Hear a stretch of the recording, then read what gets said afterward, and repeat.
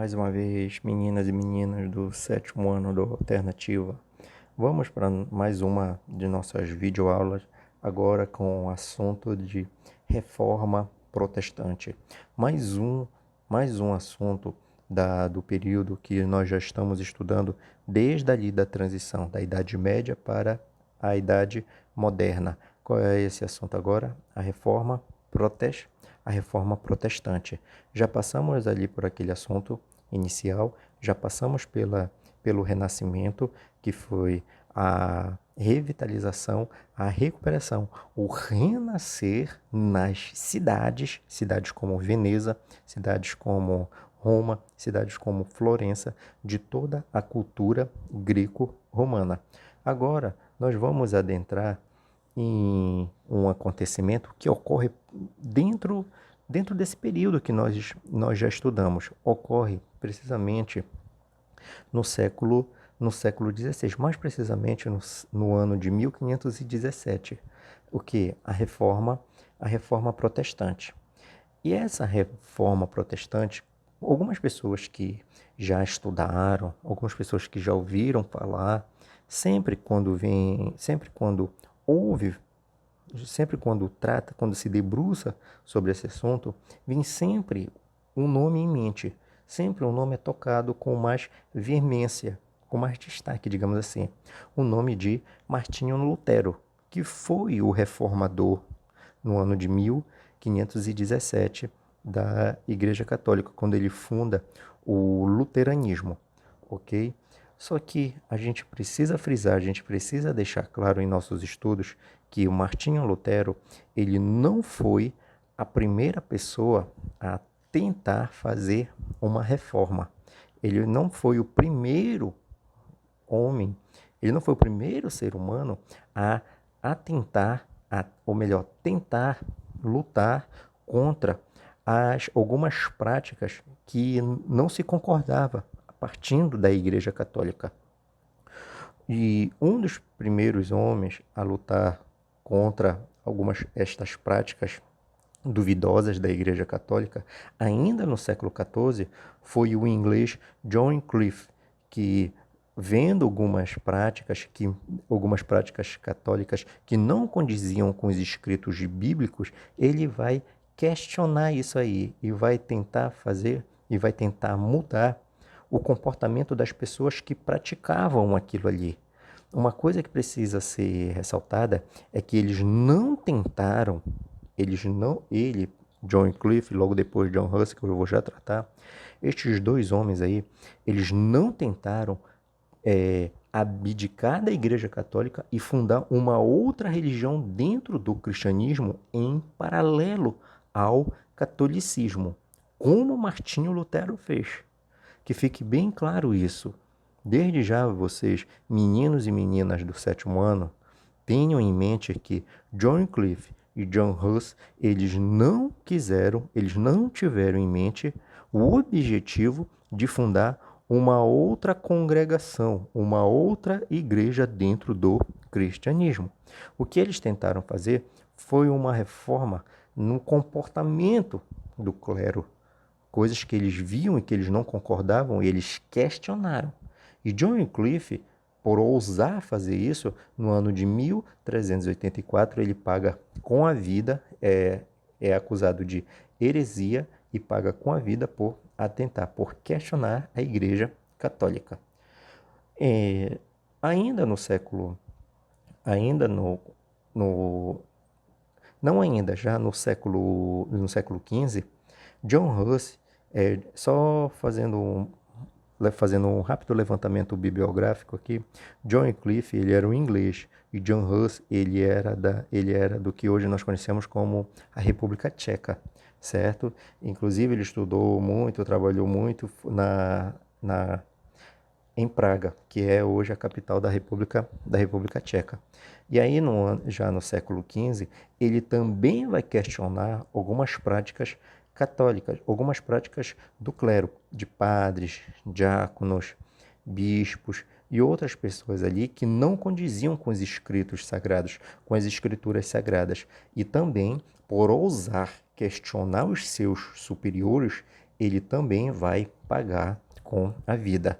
Só lembrando, John Huss como John Wycliffe, eles não pretendiam fazer uma outra igreja.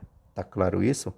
Então, quem vai realmente ousar, quem vai abalar as estruturas da Igreja Católica vai ser este homem que vocês veem aí com o nome lá em cima no nosso slide, Martinho Lutero. Mas o que foi que o Martinho Lutero viu? O que foi que o Martinho Lutero fez? Como que ele conseguiu abalar as estruturas da Igreja Católica? E, gente, ele mexeu mesmo com a estrutura da Igreja Católica naquele momento. Como que ele fez isso? É o que eu vou explicar agora. Portanto, preste muita atenção no áudio que eu vou explicar agora para vocês. O Martinho Lutero, ele era um monge e ele era um grande conhecedor da Bíblia. Ele era um grande leitor da Bíblia. Ele sabia de todas as leis, as regras que tinha no evangélico, tanto no Novo Testamento quanto no Velho Testamento. Só ressaltando que o evangélico corresponde ao Novo Testamento, certo?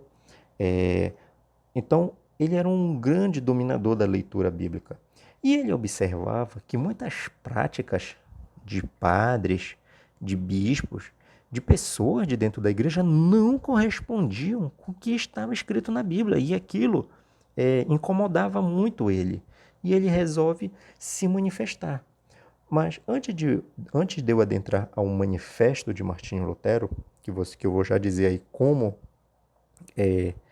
era o nome e onde ele fez isso, em que ano ele fez isso, vocês precisam entender quais eram as práticas que incomodavam bastante Martinho Lutero. Tinha muitas outras, mas tem duas que eu destaco aí, que está aí no slide, que eram as vendas das indulgências e as vendas de simonias. Eu explico cada uma delas. Gente, as indulgências eram um documento que os padres, bispos, diáconos, membros do clero católico, eles redigiam, escreviam, produziam e vendiam nas missas, vendiam em praças públicas, dizendo que o fiel, o católico, o cristão que comprasse aquele documento, ele estaria automaticamente comprando a sua salvação. Eles e o clero, as pessoas da igreja, eles se beneficiavam disso, eles conquistavam as pessoas em cima disso, pelo fato de que a maioria dos fiéis, eles não conheciam as leituras sagradas, eles não conheciam as escrituras sagradas, acrescentando dois fatos a isso. Por que a maioria das pessoas, a maioria daqueles fiéis não tinham conhecimento da Bíblia? Primeiro, a maioria de lá, não estou dizendo que eram todos, mas a maioria da população europeia, no caso, no que hoje é a Alemanha, certo? Naquele momento ainda não era a Alemanha, eram vários condatos, ducados, principados que compunham o que hoje é a Alemanha. A Alemanha só vai se tornar a Alemanha que nós temos hoje a partir do ano de 1871. Mas isso é uma outra história que vocês vão ficar sabendo só lá no 8º, 9º ano, quando vocês já estiverem lá com a gente, tudo bem? Então, isso tudo ocorre na Alemanha. Então, a maioria das pessoas ali, elas eram analfabetas, ok? Para piorar mais a situação, a Bíblia era escrita única e exclusivamente na língua latina. Era só no latim. E só quem tinha domínio do latim, só quem conhecia a Bíblia, que sabia ler em latim, eram as pessoas do clero, o padre, o bispo, até mesmo, segundo algumas informações, de algumas leituras, até mesmo diáconos, eles não tinham domínio do latim. Como eles não sabiam, como a maioria das pessoas não conheciam a Bíblia, não sabiam das leis divinas, só sabiam da boca dos padres, dos diáconos, dos bispos nas missas, e era um sacrilégio questionar as falas dessas pessoas que eram consideradas pessoas santas também, pessoas sagradas, e quem atentasse, quem questionasse estes homens santos, estaria cometendo um sacrilégio, E quem ia querer cometer um pecado desse? Eles não iam querer, então eles não questionavam, simplesmente aceitavam. E quem tinha dinheiro, quem acreditava nisso e tinha dinheiro, simplesmente ia lá e comprava a sua indulgência, acreditando estar comprando a sua entrada no céu, acreditando estar comprando a vida eterna nos reinos dos céus. Certo? Então isso aí é o quê? A venda das indulgências. O que eram as indulgências? Um documento produzido por membros da igreja que vendiam para as pessoas dizendo que era o quê? A salvação. Tá, eu acredito que tenha ficado muito bem claro aí para vocês o que era a venda das indulgências. E a simonia, Elton, o que seria isso? Muito simples de entender também. As simonias eram objetos que estes mesmos padres, enfim, estes mesmos membros do clero, ou seja, da Igreja Católica, eles pegavam estes objetos, levavam para o seio do povo, em praça, na entrada ou saída das missas, dos eventos cristãos, católicos, e diziam que determinado objeto ele era um objeto sacro, um objeto santo. Muito simples de entender. Eles pegavam um caneco velho qualquer, e diziam que aquele caneco foi um dos canecos que Jesus bebeu na última ceia. Eles pegavam um pedaço de madeira qualquer e diziam que aquela madeira era era o pedaço da madeira que foi da cruz que Jesus Cristo morreu. Ok? Eles pegavam um pedaço de pano branco qualquer e diziam que aquilo ali foi um pedaço herdado da mortalha, ou seja, do pano que cobriu o corpo de Jesus no Calvário, certo? Então eles pegavam esses objetos, pegavam outras coisas e diziam que era do tempo de Jesus Cristo, lá de Roma, quando Jesus Cristo era vivo, ou pertenceu a algum outro santo, e vendiam para as pessoas dizendo que aquilo ali ia curar, ia promover milagres na vida da pessoa, ia dar proteção, enfim. Eles pregavam estas coisas. E, assim como as indulgências, eles iam questionar, os fiéis iam questionar quem estava vendendo? Claro que não, por quê? Repetindo, eles tinham medo de cair no sacrilégio, de atentar contra homens santos, homens da igreja, pessoas de Deus. Então eles não questionavam, ninguém tinha coragem de questionar. É aí que Martinho Lutero, observando tudo isso e sendo leitor da Bíblia, ele se questiona: mas meu Deus, isso não está escrito na Bíblia, isso não faz parte das leis que o Senhor deixou para a gente. Isso não pode. A igreja está tentando contra a sua fé, está usando as suas leis para corromper, para se corromper, enganando as pessoas. E assim, Martinho Lutero ele passa a questionar a igreja católica. E aí, no ano de 1517, ele escreve uma tese considerada as 95 teses de Martinho Lutero, que ele vai pregar, como você pode ver na imagem bem abaixo aí, tem um homem de preto pregando um documento numa porta. Esse documento são as 95 teses de Martinho Lutero, que ele vai pregar na porta da catedral da igreja da cidade alemã de Wittenberg. Ou seja, esse documento aí são as 95 teses de Martinho Lutero em Wittenberg que ele escreve, que ele produz no ano de 1517, caracterizando, deixando claro, deixando de forma bem contundente ali a data da Reforma Protestante. Martinho Lutero ele vai escrever 95 pontos questionando a Igreja Católica e deixando bem claro o que é ter fé, o que leva à salvação e que tudo aquilo ali que é praticado, como a venda das indulgências, venda de simonias e outras práticas pecaminosas do clero, não fazem parte das escrituras sagradas.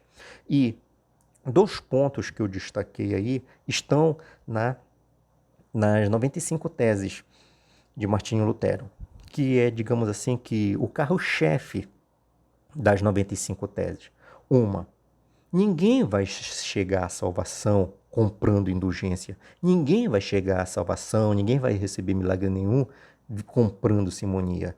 As pessoas só vão chegar à salvação tendo fé. Ou seja, esse é o segundo ponto que eu coloquei aí logo abaixo das teses das 95 teses em Wittenberg.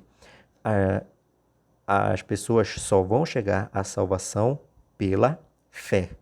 E como é que as pessoas vão chegar a ter essa fé? Como é que eles vão poder até mesmo questionar as pessoas da Igreja Católica? Simplesmente conhecendo a Bíblia. Então, para se chegar à salvação, segundo Martinho Lutero, ele deixa bem claro nas suas 95 teses que ele prega na Igreja de Wittenberg em 1517. Só se chega à salvação pela fé e conhecendo a Bíblia. Mas tu, menina, tu és um aluno atento. Tu prestaste muito bem atenção nessas explicações aqui. E você atentou ao momento que eu disse que a maioria das pessoas eram analfabetas. E para completar, a Bíblia era escrita em latim. Bem, com relação ao analfabetismo, Martinho Lutero não tem informações de como Martinho Lutero trabalhou muito isso aí, ok? Porém, em relação à Bíblia, ele vai traduzir a Bíblia para o alemão, facilitando com que as pessoas, aquelas que soubessem ler, pudessem ter contato direto e não mais através das falas nas missas ter contato com a Bíblia, certo? Então, ele é o primeiro homem, ele é o fundador do luteranismo. O luteranismo surge no ano de 1517, quando Martinho Lutero prega as 95 teses na porta da igreja de Wittenberg. É fundado o luteranismo. E ele é também, logo depois, o primeiro homem a traduzir a Bíblia para o alemão. Certo? Então, isso aí foi o quê? A reforma protestante de Martinho Lutero. Então, Martinho Lutero, ele vai morrer lá em 1546, bem depois de ter feito a reforma protestante. Mas, Elton, ele questionou a Igreja Católica. Ele não foi preso, ele não foi queimado na fogueira também? Não, ele não foi queimado na fogueira. Ele teve alguns desdobramentos, ele se aproximou de alguns reis, de alguns senhores feudais da época e conseguiu se salvar. Conseguiram salvar a pele dele e ele conseguiu dar continuidade em suas obras. Além de ter feito tudo isso, Martinho Lutero inspirou outros reformadores também. E um dos grandes reformadores da época, que Martinho Lutero vai inspirar, porém não vai fazer o mesmo que ele fez, mas vai dizer que a salvação é de outra forma, este homem é João Calvino, que ele nasce aí no ano de 509 e vive até o ano de 1564. Ele que é o fundador do calvinismo. João Calvino, Martinho Lutero, melhor dizendo, ele vai fazer a reforma protestante, como vocês observaram nas minhas falas, na hoje Alemanha. Já João Calvino, ele vai fazer a reforma protestante no que hoje nós conhecemos como a Suíça, certo? Então, João Calvino, ele tem inspiração em Martinho Lutero. Ele acredita também que a salvação vai ser feita pela fé, que se conhece a Bíblia. Só que para João Calvino, mais do que isso, algumas pessoas já têm a salvação através da predestinação. Ou seja, algumas pessoas já vêm predestinadas, já vem pré-estabelecida a sua salvação. Mas, Elton, quem é que estabelece essa salvação? Quem determina isso? Quem é que escolhe quem já nasce salvo e quem já já vai direto para o inferno, por mais que viva bem? Isso aí, logicamente, que é, para João Calvino, Deus. Deus é quem determina o destino de cada ser humano na Terra, certo? Mas, Elton, isso aí está certo? Bem, eu já estudei com vocês, vocês já estudaram que não cabe a gente dizer de determinada religião o que é certo ou o que é errado.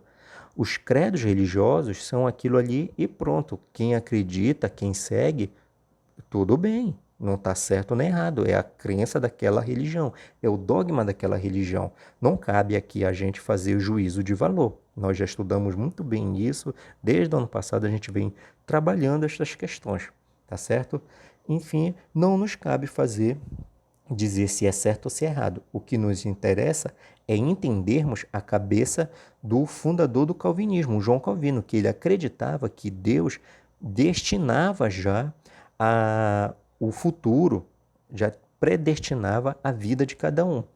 E dentro da predestinação, Deus dizia quem ia para os céus e quem ia para o inferno. E dentro de toda aquela filosofia ali que foi criada por João Calvino no seio da outra igreja que ele estava fundando, a igreja calvinista, para eles, as pessoas predestinadas à salvação eram as pessoas bem-sucedidas. Ou seja, nós estamos vivendo que período? Nós ainda estamos vivendo socialmente, dentro da cultura social do medievo, ou seja, tinha os senhores feudais ainda estávamos dentro da cultura dos feudos, onde quem comandava eram os senhores feudais e quem trabalhava eram os servos. Então, aquelas pessoas mais bem-sucedidas, os nobres, eram para João Calvino e para os crentes, para os seguidores do calvinismo, eram estas pessoas as pessoas predestinadas a salvação. E aquelas pessoas que trabalhavam, que sofriam, acreditavam eles, é porque aquelas pessoas estavam pagando pecados de outras vidas. E aquelas pessoas estavam passando ali e iam para o inferno, certo? Mas muitas pessoas se questionavam e queriam saber qual era a sua predestinação. E passavam a questionar até mesmo membros do calvinismo. E aí João Calvino passa a pregar. Ele passa a dizer: a predestinação é um desígnio de Deus. O que é um desígnio? É um saber. É uma coisa que pertence única e exclusivamente a Deus. E um reles mortal, seja ele o predestinado ou não predestinado, não cabia a esse reles mortal, a este ser humano, a esta obra de Deus, saber do que passava na cabeça de Deus. Não cabia ao ser humano saber quem era predestinado ou não. Não sabia. Então, ao invés da pessoa estar preocupada com a sua predestinação, eles tinham que ocupar a sua cabeça com outras coisas. E aí, é nesse momento que surge, por exemplo, um ditado que diz até hoje, cabeça vazia, oficina do diabo. Então as pessoas tinham que ocupar a sua cabeça com o quê? Com o trabalho. E aí, com o trabalho que as pessoas poderiam saber se estavam ou não salvas. Como assim? Gente, é só vocês terem entendimento. Quem eram as pessoas que se pregavam ali, que estavam salvas, que eram as predestinadas? Eram as pessoas bem-sucedidas, ou seja, os senhores feudais. Muito embora não tivesse no sistema feudal, o sistema feudal bruto mesmo, aquele característico mesmo da Idade Média, não existia mobilidade social, entendo que nós estamos já num processo de transição. Nós não estamos mergulhados na Idade Média, nós já passamos pelo processo de transição, estamos na Idade Moderna. Porém, nós só carregamos aí, nós só observamos aí o quê? Uma cultura social da Idade Média, ou seja, a cultura feudal, a cultura social feudal, ok? E nesse momento, quem trabalha, a burguesia que trabalha e as pessoas que trabalham para a burguesia nas navegações, no comércio na cidade, essas pessoas já prosperam e vai surgindo aí o quê? As classes sociais, certo? Então essas pessoas aí já estão vivendo o quê? Uma mobilidade social, uma pequena mobilidade social já já se observa nesse momento. Então, quando as pessoas começavam a trabalhar, quando elas começavam a prosperar, segundo a pregação de João Calvino, quem trabalhava, quem era que estava salvo, eram aquelas pessoas bem-sucedidas. E as pessoas que trabalhavam já demonstravam estar bem-sucedidas. E logo eles passavam a acreditar que eles eram predestinados. Então, a salvação vinha pelo trabalho. As pessoas começavam a trabalhar e acreditar que elas eram pessoas predestinadas, designadas por Deus a chegar à salvação. Ou seja, para João Calvino, quem chegava à salvação, como se chegava à salvação? Através da predestinação de Deus. E como chegava essa salvação? Através do trabalho.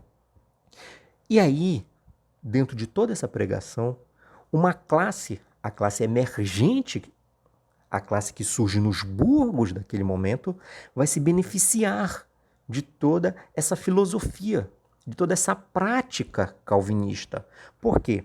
Ao contrário da Igreja Católica que lutava, que pregava contra a usura, o que é a usura? O lucro. A burguesia não vai bater com a Igreja Católica, porque a Igreja Católica ela é contra a usura, ou seja, o lucro. E quem é que vai trabalhar com o lucro, com prosperidade de lucro, de prosperidade, de trabalho, com a força do trabalho é João Calvino, o calvinismo, ou seja, o protestantismo. Logo, a burguesia ela vai ter uma aproximação, vai ter uma relação de trabalho muito melhor com o quê?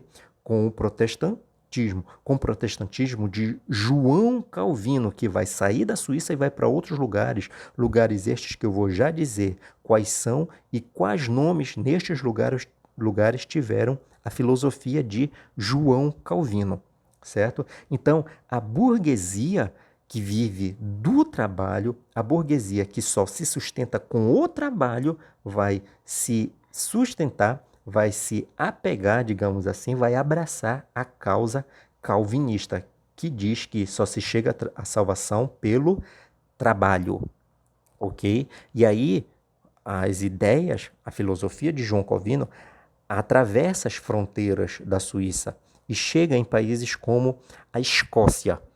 Na Escócia, o calvinismo vai ter um outro nome, inclusive de uma igreja que alguns de vocês, eu acredito até que frequente, se não frequente, já tenham ouvido falar. Na Escócia, o calvinismo vai ser chamado de presbiterianismo. Isso mesmo. A igreja presbiteriana, que inclusive tem algumas ao nosso redor aqui em Ananindeua, em Belém, enfim, no Pará, no Brasil, a igreja presbiteriana surge, vai ganhar este nome na Escócia, ok? Além da Escócia, o calvinismo vai chegar também na França. E na França, os calvinistas vão ser chamados de huguenotes, ok? Na França, eles vão ser chamados de huguenotes. O protestantismo de João Calvino, além de passar por Escócia, França, vai chegar também a um país que eu vou precisar muito, muito dessa informação de vocês, principalmente ano que vem, quando eu estudar com vocês, quando eu ensinar para vocês, quando vocês se debruçarem sobre a Revolução Inglesa, certo? A reforma protestante de João Calvino vai chegar na Inglaterra com o nome de puritanismo, ok? Puritanismo é como os praticantes do calvinismo vão ser o nome da prática calvinista na Inglaterra. Quem pratica o puritanismo na Inglaterra é denominado de puritanos, certo? E são estes puritanos, muitos desses puritanos, não todos, que mais tarde também vai atravessar o Oceano Atlântico e vai chegar ao que hoje são os Estados Unidos. Tá certo? Tudo bem? Então, para vocês verem aí, Martinho Lutero, João Calvino, eles vão mexer e muito, muito com as estruturas do catolicismo. Para vocês verem aí, tanto Martinho Lutero quanto João Calvino, eles não vão dizer em nenhum momento que se chega à fé utilizando, comprando aqueles objetos ou praticando os sacramentos católicos. E quais são os sacramentos católicos? Bem, Algumas pessoas dizem que são 7. Eu conheço 5, certo? Peço desculpa aí se estiver realmente faltando 2. Os principais que eu conheço, os 5, são os sacramentos católicos. Primeiro, o batismo, depois a primeira comunhão, depois a crisma, casamento e o último, quando morre, a extrema unção. A extrema unção, certo? São estes 5 que eu conheço. Alguns colegas da história falam, alguns escritores, alguns historiadores tratam de 7, certo? Vamos trabalhar com estes 5 aqui. A Igreja Católica, ela prega estes 5 sacramentos. Eles dizem que quem é católico praticante, precisa ter vivido estes 5 sacramentos que eu vou repetir. O batismo, a pessoa precisa ser batizada ali quando é criança, ter feito a primeira comunhão, que eu acredito que vocês no 7º ano, alguns de vocês estejam estudando lá o catecismo para irem trabalhando, se preparando psicologicamente, espiritualmente, intelectualmente, para quê? Para irem lá receber a primeira Eucaristia. E depois disso, quando estiver ali com mais idade, para fazer a crisma. Depois fazer o casamento e, por último, a extrema-unção, que é quando a pessoa morre e ali sobre o corpo o padre vai encomendar a alma ali junto aos céus. Então são estes os sacramentos da Igreja Católica, que ela pregava que, além ali das vendas, que era uma forma de corrupção, com todo respeito falando do catolicismo, hoje eu estou tratando da história, o que a história conta, tá certo? Não estou falando mal do catolicismo, não estou denegrindo a imagem do catolicismo, eu só estou passando para vocês o que a história consagrou, o que foi fato no passado, certo? E aí nem eu, nem nenhum historiador, nem você, nem ninguém tem culpa desse passado, tá bom? Então, a Igreja Católica, ela acreditava que se chegava através da salvação, através destes 5 sacramentos, tá certo? Então, João Calvino e Martinho Lutero, eles vão cortar isso dos fiéis. Eles vão dizer que não, isso aí não existe, isso aí sequer está escrito na Bíblia, segundo João Calvino, segundo Martinho Lutero, segundo os questionadores da Igreja Católica. Então eles vão eliminar isso aí. Por exemplo, Martinho Lutero vai chegar com as 95 teses e dizer que não precisa nada disso, basta ter fé e acreditar na Bíblia. João Calvino vai dizer que a salvação já é predestinada, como você sabe, prosperando, trabalhando, ok? Então, observe que eles mexem com a estrutura filosófica, com a estrutura prática da Igreja Católica. E, gente, por onde o protestantismo vai passando, eles vão levando muita gente. Ou seja, o catolicismo vai perder muitos fiéis nesse momento.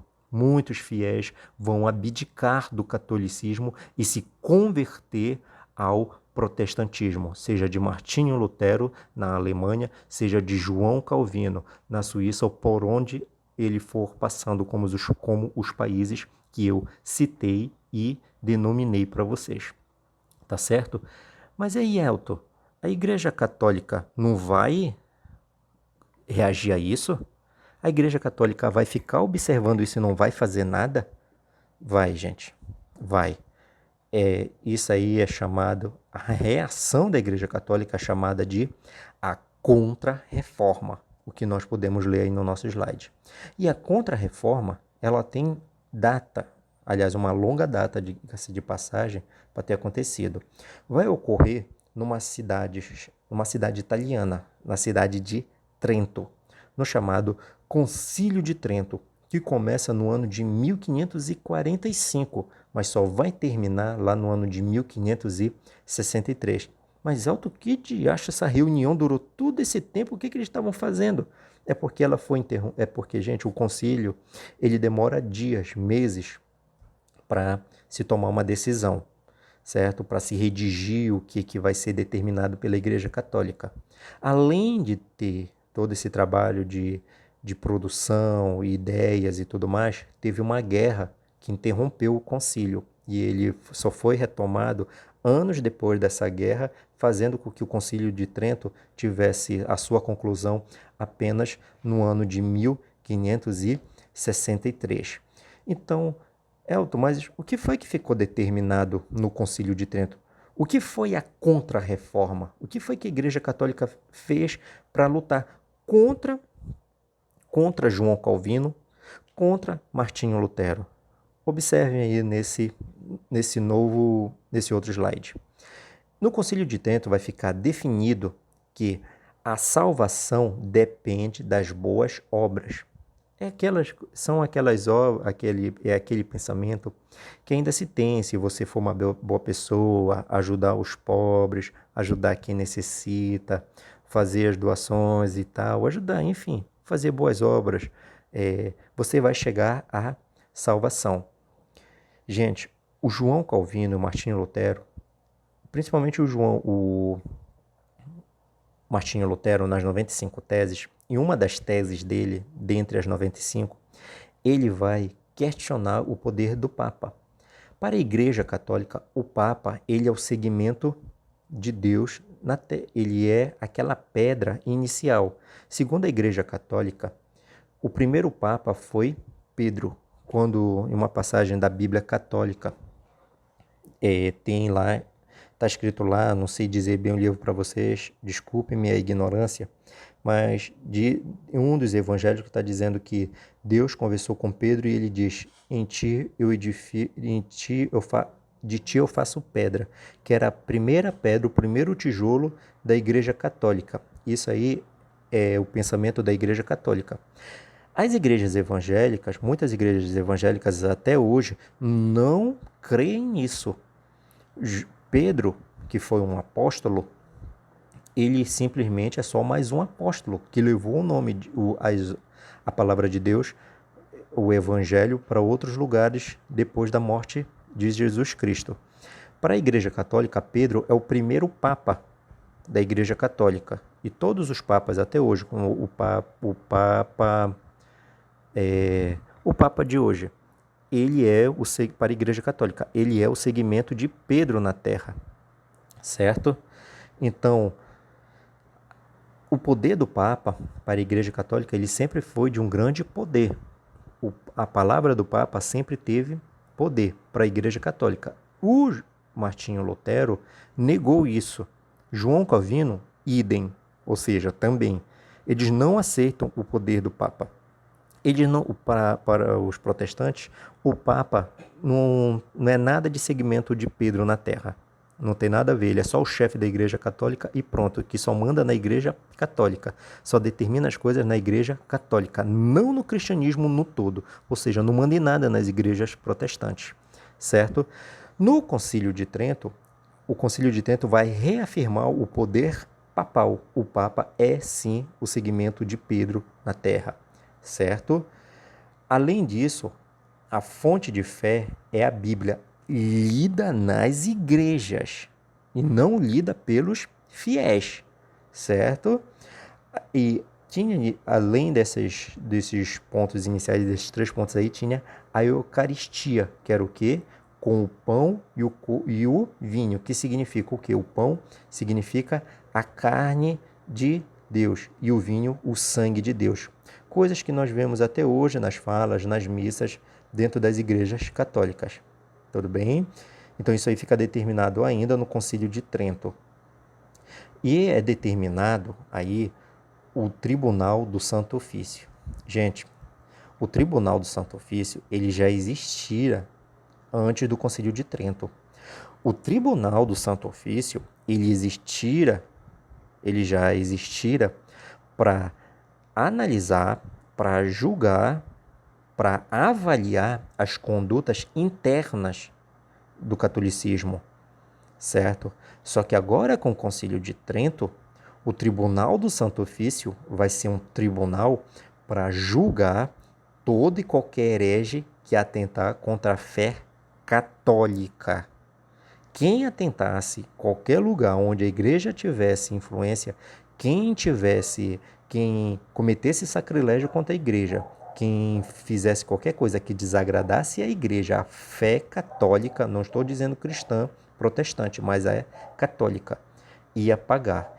E é com esse Tribunal do Santo Ofício que muitas pessoas, a partir dali, passando por alguns séculos depois, vão morrer na fogueira, certo? Ok? Além do Tribunal do Santo Ofício e desses outros pontos aí, vai surgir ali mais uma companhia, mais uma, como é que eu posso dizer para vocês? Mais uma ordem religiosa. É a Companhia de Jesus, os jesuítas. Essa companhia, no Concílio de Trento, também vai ser fundada por um homem chamado Inácio de Loyola. Essa companhia, vai ser responsável por viajar por muitos lugares, inclusive chegar aqui no Brasil, chegar aqui no Pará, chegar na Ilha do Marajó com os jesuítas. Para quê? Para catequizar novos fiéis, para angariar, ganhar novos fiéis que a Igreja Católica estava perdendo naquele momento. Para quê? Para a reforma protestante. É aí que eles vêm para cá nas embarcações de portugueses, espanhóis, vão chegar aqui no Brasil, logicamente nas embarcações de portugueses. E aqui eles vão promover o processo de catequização dos gentis. Que gentis, Elton? Ou seja, dos indígenas, certo? Mas isso aí é todo um outro estudo que a gente pode ver em um estudo de Amazônia, de Pará e tudo mais, certo? Os jesuítas vão chegar até mesmo à Ilha do Marajó. Quem vai ali por Joanes e vê ainda as ruínas ali que tem lá na praia de Joanes, aquilo ali era uma igreja e ali foi um centro de catequização dos jesuítas, tá certo? Então, quem foi que chegou ali? Os jesuítas, com a Companhia de Jesus fundada por Inácio de Loyola, determinado no Concílio de Trento. Além disso aí, ficou determinado uma lista de livros que ia ser proibida pela Igreja Católica, iam ser proibidos de ser lidos no seio de qualquer povo onde a Igreja Católica dominava. Estes livros eram os chamados index, o índice dos livros proibidos, certo? Então, todo isso aí, o index, a Companhia de Jesus, Tribunal do Santo Ofício, a Eucaristia com o povo, com o pão e o vinho, significando o corpo e o sangue de Cristo, a fonte da fé com a Bíblia lida somente nas igrejas, o poder papal, a salvação dependendo das grandes obras, tudo isso aí foi uma definição do Concílio de Trento, caracterizando, afirmando que a contra-reforma, a reação da Igreja Católica contra todo aquele, digamos assim, aquela palavra que eu sempre uso aí com vocês em sala de aula, todo aquele estardalhaço que a reforma protestante causou nas bases da Igreja Católica, fazendo surgir assim uma igreja, um credo paralelo com o catolicismo dentro do universo do cristianismo, certo? Então tudo isso aí, meninos, meninas, você também, pai, mãe que está ouvindo, assistindo aí com seu filho, com sua filha essa videoaula, isso aí foram na Idade Moderna, no século XV, as reformas protestantes. Tá ok, gente? Espero que tenha sido bastante frutífero para vocês toda essa explicação, todos esses slides. E a gente dá por encerrada aqui mais uma de nossas videoaulas. Valeu, gente. Valeu.